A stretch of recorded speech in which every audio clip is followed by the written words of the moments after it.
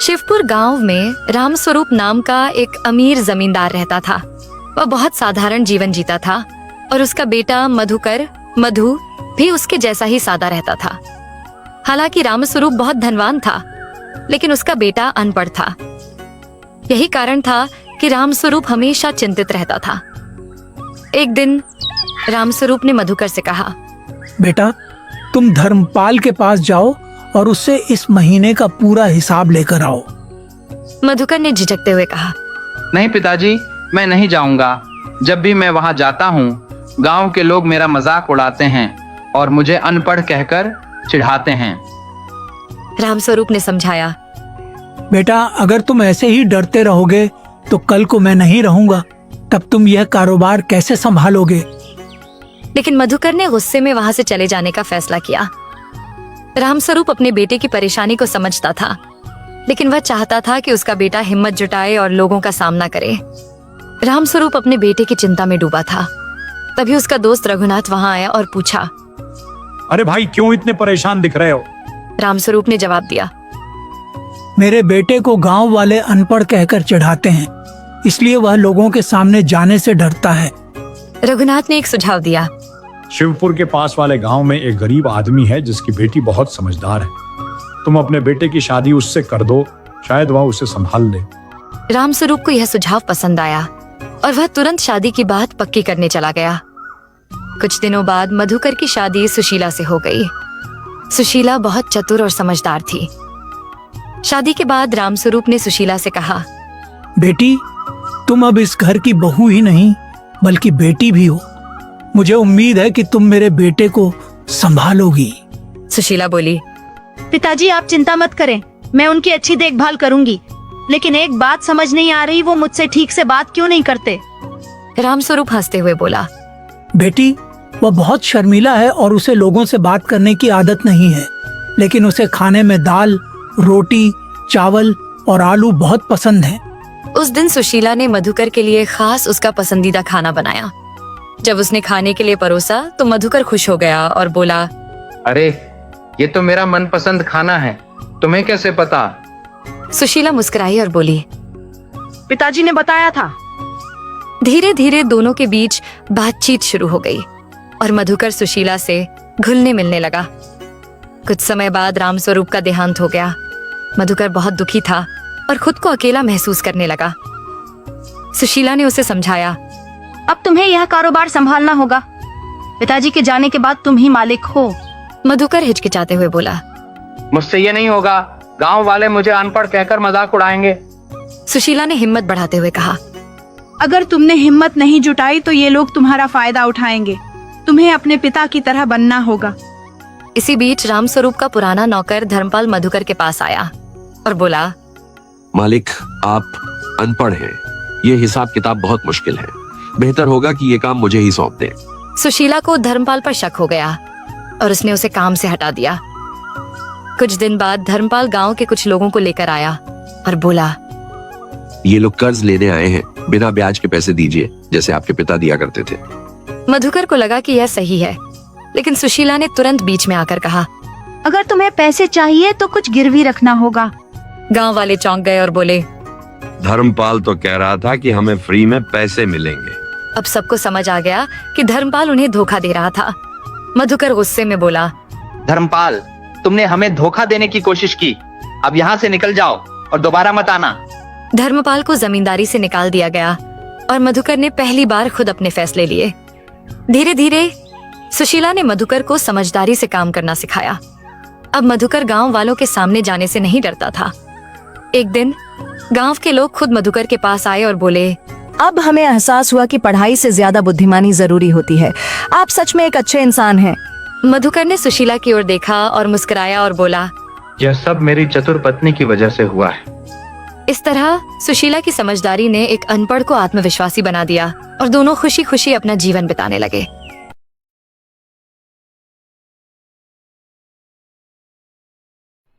खट्टा खाने वाली चुड़ैल।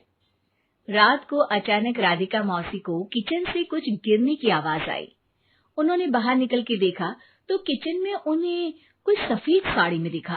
वो चीख पड़ी, हे भगवान, आलतू चलाल तू आई भला को टाल तू, आलतू चलाल तू आई भला को टाल तू। राधिका मौसी को चीखते सुनकर श्रवण बाहर आता है भागते हुए। अरे माँ, क्या हुआ? क्या देख लिया? दादी माँ आ गई क्या सपने में? अरे बेटा, रसोड़े में देख तो कौन है? श्रवण रसोड़ी में झांक कर देखता है और उसे कोई नहीं दिखता अंदर। अब रसोड़ी में तो कोई नहीं है माँ। कोई सफेद साड़ी में नहीं है क्या? नहीं माँ, कोई भी नहीं है। चिल्लम चिल्ली की आवाज सुनकर काजल भी वहां आ जाती है। अब क्या हो गया माँ जी? अरे बेटा, रसोड़े में एक चुड़ैल थी सफेद साड़ी में। अरे क्या कर रही थी वो अंदर?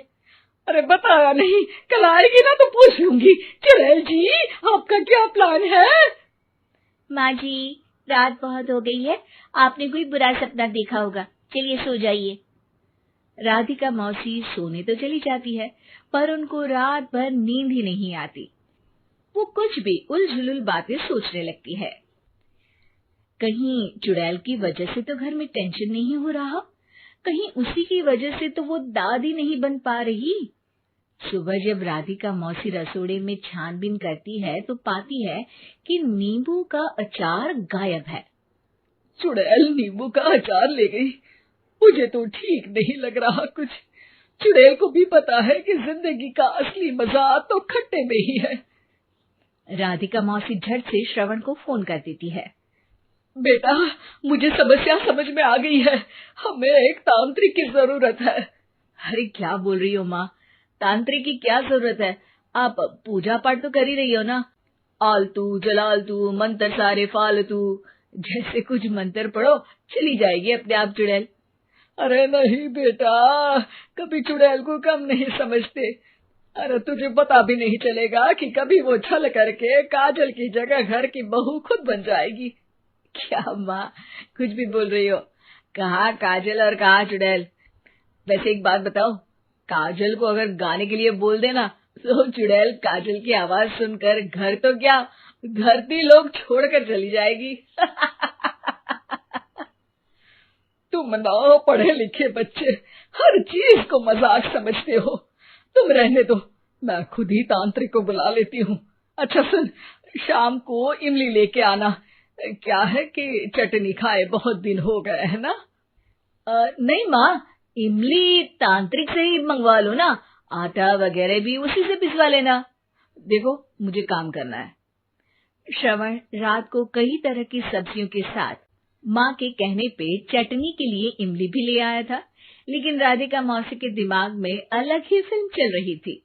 उन्हें अब सिर्फ शक ही नहीं यकीन होने लगा था कि शायद चुड़ैल ने श्रवण पर अपना जाल बिछा दिया था, जिस वजह से श्रवण उनकी बात ही नहीं मान रहा था। पर कोई नहीं, आने वाली रात में राधिका मौसी खुद तैयार हो गई चुड़ैल को पकड़ने के लिए। रुद्राक्ष की माला, तुलसी का पत्ता, हनुमान चालीसा सब हाथ के पास ही था, बस चुड़ैल का इंतजार था। और जैसा राधिका मौसी ने सोचा था वैसा ही हुआ। वो चुड़ैल उस रात भी आई, पर वो राधिका मौसी से तेज निकली और राधिका मौसी के उससे पकड़ने के पहले ही वो भाग खड़ी हुई।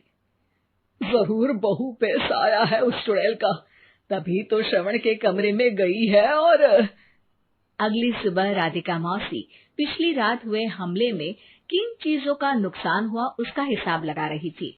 उनके खेमे से एक आम के अचार की शीशी भी गायब हो चुकी थी और वो इमली भी जो कल श्रवण लेकर आया था।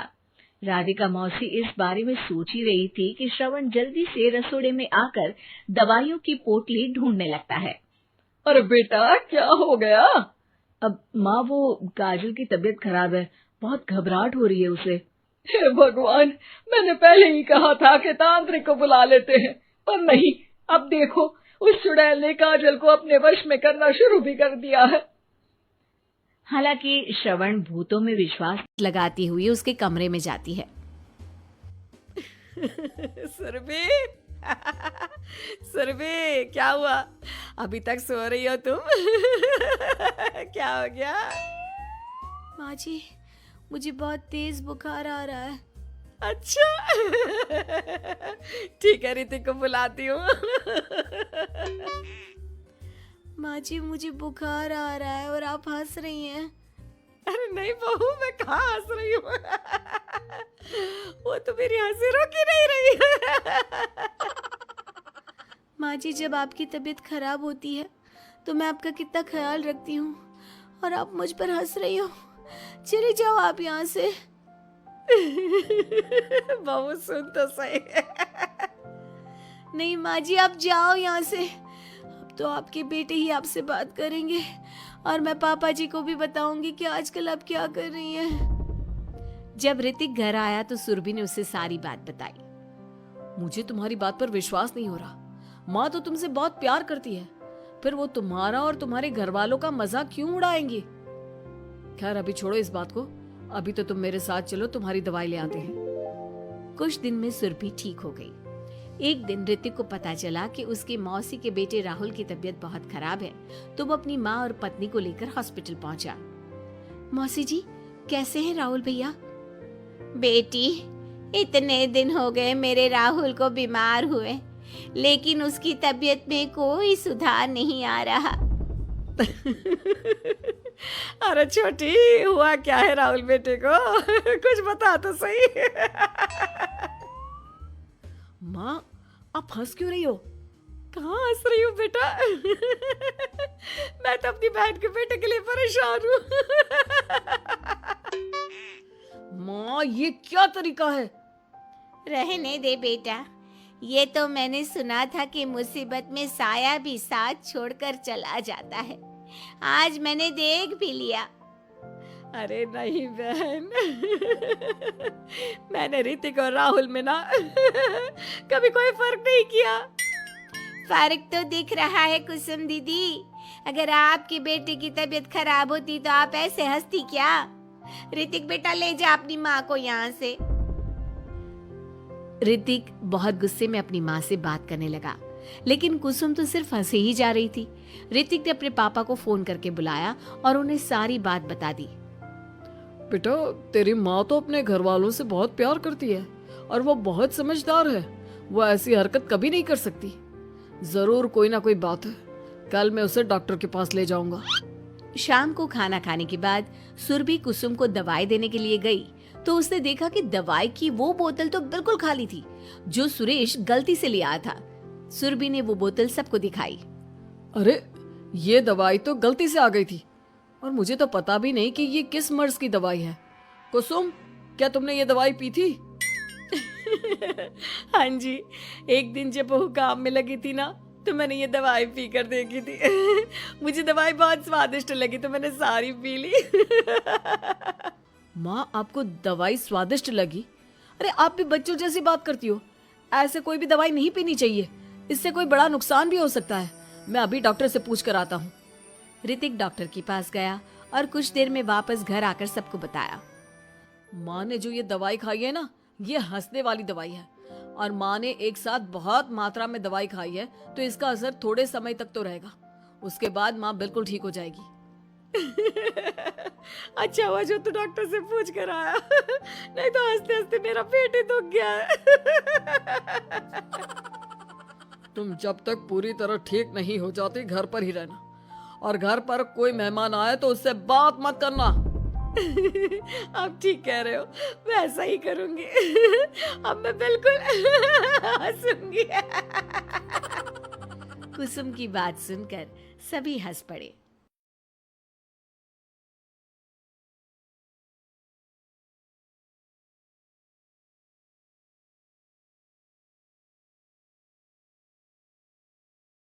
ठीक है, तू जाके घर की साफ सफाई कर ले। थोड़ी देर बाद सास छत पर जाती है। वो देखती है कि उसके सभी गंदे कपड़े धूप में सूख रहे हैं। वो मेघा से कहती है, बहू ये क्या, तूने गंदे ही कपड़े धूप में सूखने के लिए डाल दिए? अरे कम से कम इसको धो तो देती। अरे मम्मी जी, वो मुझे ना आज साबुन नहीं मिला तो मैंने ऐसे ही पानी में डालकर सीधा धूप में सुखा दिया। ओहो, जब साबुन ही नहीं था तो इतनी मेहनत भी क्यों करी? मम्मी जी, आपको मेरी मेहनत की चिंता कब से होने लगी? ऐसा कुछ नहीं है। चल जा, साबुन लेकर आ और इन्हें धोकर सुखा। क्या मम्मी जी आप भी? अभी तो मेरी मेहनत की फिक्र कर रही थी और अब फिर से दोबारा मुझसे मेहनत करवाना चाहती है। अरे एक दिन की तो बात है, यही पहन लीजिए ना आप। बहू की बात पर हैरान आरती कुछ बोले बिना वहां से चली जाती है। थोड़ी देर बाद जब शाम होती है, आरती मेघा से कहती है, बहू आज खाना देगी या नहीं? भूखा ही रख रखा है सुबह से तूने। अरे लाती हूँ ना मम्मी जी।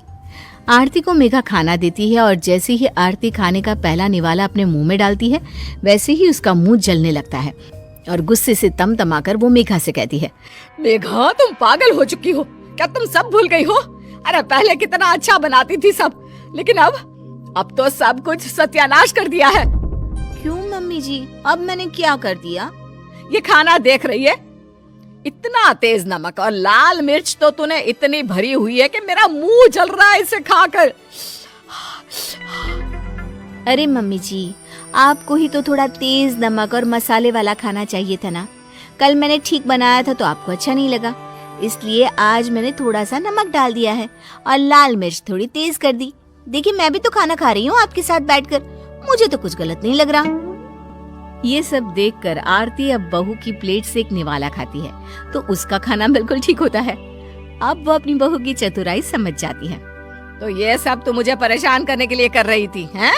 क्योंकि मैं तुझे हमेशा तंग किया करती थी, इसीलिए बदला ले रही है ना?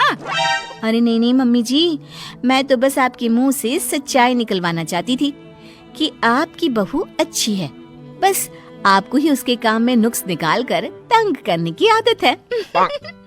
अरे मुझे माफ कर दे, मुझे भी तुझे इतना परेशान नहीं करना चाहिए था। आप क्यों माफी मांग रही हैं? आप तो मेरी माँ जैसी हैं और माँ बेटी के बीच नोक-झोंक चलती रहती है, तभी तो कहानी में नमक, मिर्च, मसाला सब बना रहता है। इतना कहकर अब आरती और मेघा दोनों हंसने लगती हैं और सास बहू की कहानी इसी तरह चलती रहती है।